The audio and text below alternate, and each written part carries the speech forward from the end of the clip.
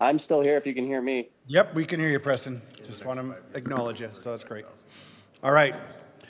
We're going to go ahead and begin our regular planning commission meeting for, sorry, I got a sneeze coming on. Whew. For today, Wednesday, January 17th for Herriman City.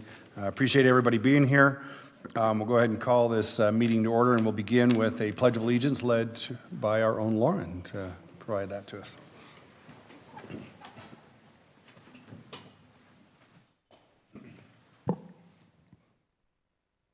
I pledge allegiance to the flag of the United States of America and to the republic for which it stands, one nation, under God, indivisible, with liberty and justice for all.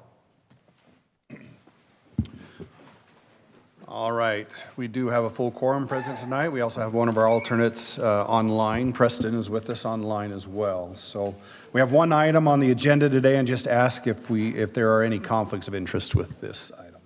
I doubt it, considering the nature of it. So we'll move on. We'll move on to item 3.4, which is an approval of minutes for our December 20th, 2023 Planning Commission meeting. I'll make a motion to approve the minutes for December 20th, 2023. We have a motion by Heather. I'll second. And second by Brody. All in favor? Aye. Aye. Okay, those minutes are approved.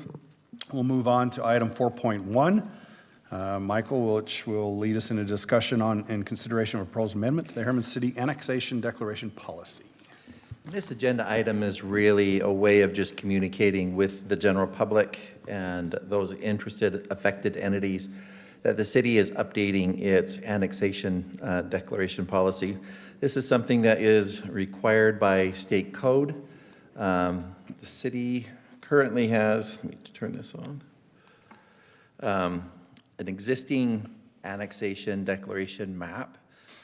As I mentioned in the staff report, there's been some recent annexations into South Jordan, and the state's interest in having cities declare what our interests might be in future annexation is trying to coordinate or try to reduce overlapping annexation declarations where possible.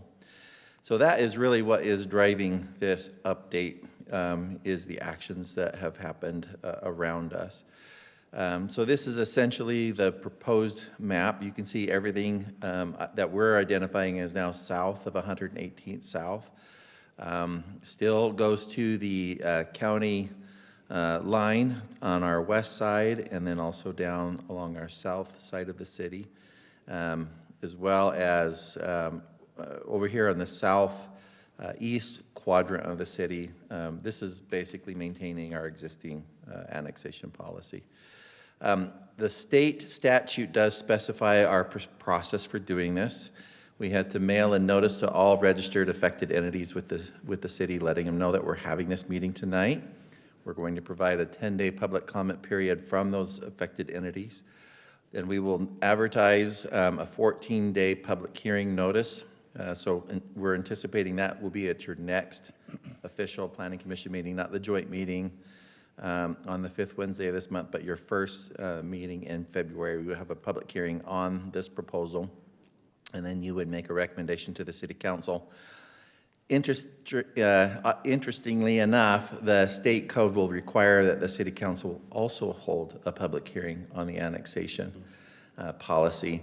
And again, we're not actually doing any annexations with this. This is just the policy amendment itself, and then the council will have the opportunity to make the final decision.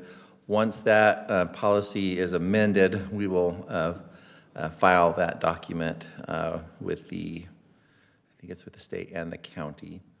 Now we're doing all of this because, as I mentioned in a work meeting, there has been some discussion. The city does own some property, it's open space that we've acquired that is outside of our city limits. And there's been some interest potentially of just trying to annex some land that the city controls into our city boundary. But that may affect other properties that we don't control. So we'll talk more about that. But so we may see an annexation request later this year that would be reviewed by the commission and council. My question for you. Does, like, fire and police, when they have this annexation map, how does that kind of affect their responsibilities? It doesn't have any operational impact at all on on how the city or the county currently responds to emergency requests. I was just curious where it showed kind of like part of up, like Butterfield Canyon and some Yeah, of those no, places. yeah, it just is saying this is a possible, annexation area. As you probably know already, typically when we have been entertaining requests for annexation, it's been initiated by private property owners. Cities may initiate, which again, that's what we're anticipating doing with some property that the city has already purchased, open space property. But yeah, it's generally driven or initiated by private property owners. And then the question is okay, when somebody's asking the city for annexation, are they within our declaration area? That's one of the things that we can kind of review the request for. And then anticipating potential annexation, what is the zoning designation upon annexation? And so, yeah, and at that point in time, we might start looking at impacts on services, potential development, but the policy amendment has no effect on our obligation or current management of services. Ask another question.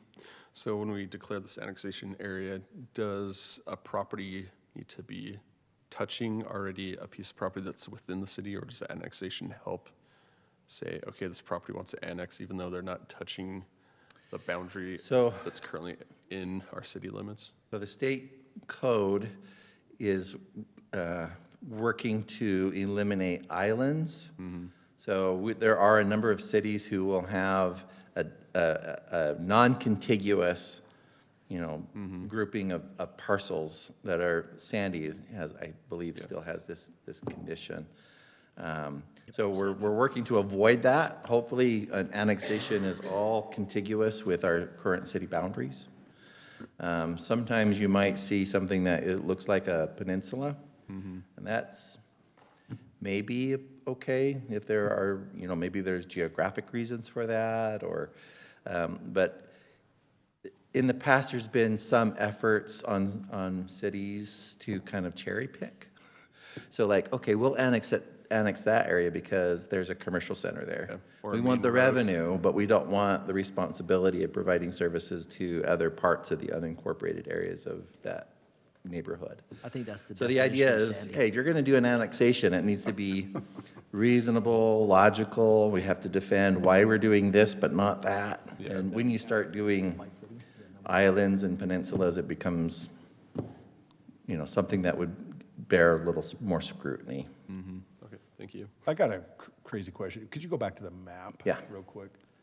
You want the current one? Well, the next one. Okay.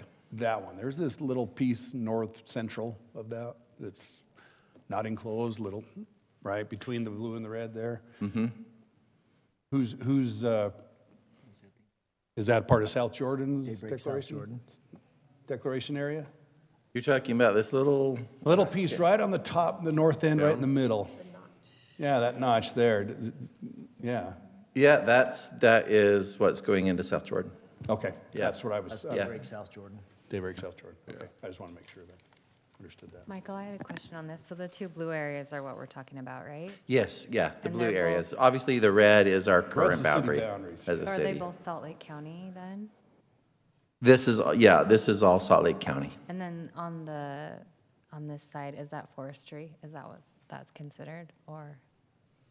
Yeah, it's basically just, foothills, open space.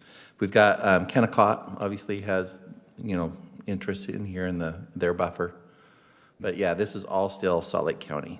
And the bottom, that is Camp Williams or not Camp Williams? Does it include Camp Williams? No, because it includes some of their land, but it's not the actual physical camp. This is more like their buffer or their range, their training areas.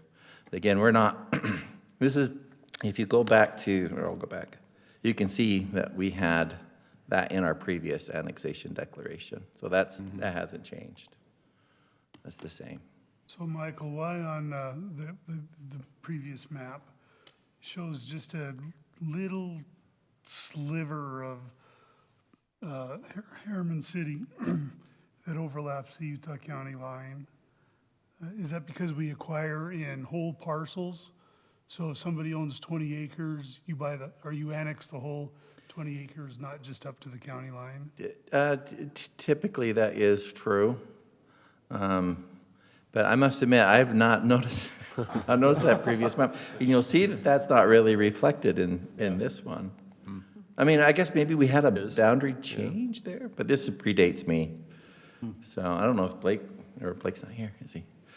But I can research and find out what the history is on that one. But this is our current boundary here. We're like Draper, yeah. I'm trying to be like Draper. Michael, is it common for a city to own land outside their city boundary? It's not uncommon, no. In fact, we have property, I believe, in Bluffdale, and they have some property in our limits. And yeah, sometimes it's for operational purposes, like maybe a well, for example. In this case, we have been using some of the federal money to acquire open space to protect, to create buffers and trying to preserve some of the foothills. Obviously, that money is being provided by the federal government to also create a buffer for Camp Williams. Oh, I see. Yeah. Okay, So. thanks. Okay. And when I've said we've acquired it, we've used those federal dollars to, acquire, to control some of this property. If it weren't for the ACUB program, we wouldn't be doing that. So. Any other questions for Michael? So it looks like we need to continue this item officially then, because it is open for a public hearing, seeing that there's nobody here from the Not public hearing tonight. Oh, No, not, no. okay, it says that on the agenda. It'll be next, yeah. Okay, it says it on the agenda, but not tonight. Yeah, Okay, sorry. perfect. No, that's fine, so we don't have to do anything by way of public hearing, so that's good. But with that, I will entertain a motion to continue this until, do we want to go ahead and continue it to date or without? Yeah, you can say February 7th. Okay. Yeah, that's what we're going to do, so. All right, so do I have a motion to continue this? I'll make a motion to continue item 4.1, I guess with the date of February 7th. Okay, I have a motion by Brody, I'll second. second by Heather. Call for a vote. Brody? Yes. Heather? Yes. Jackson? Yes. Tara? Yes. Daryl? Yes. Andrea? Yes. All right. We'll go ahead and continue that item for 3 weeks from now. Okay, any comments from Planning Commission members? All right, future meetings, City Council meeting next week. We will have a joint City Council and Planning Commission 2 weeks from now on the 31st, and then we'll reconvene on February 7th. So I'll take or entertain a motion to adjourn. Do we want a motion to adjourn and reconvene? the work Adjourn meeting? and reconvene our work session. Thank you. Don't speak all at once. I'll make a motion to adjourn and reconvene. I'll second it. All right, we have a motion. That sounds great. Motion by Heather, a second by Jackson. All in favor? Aye. Aye. Aye. All right, we'll go ahead and reconvene our work meeting. It's always easier just a second.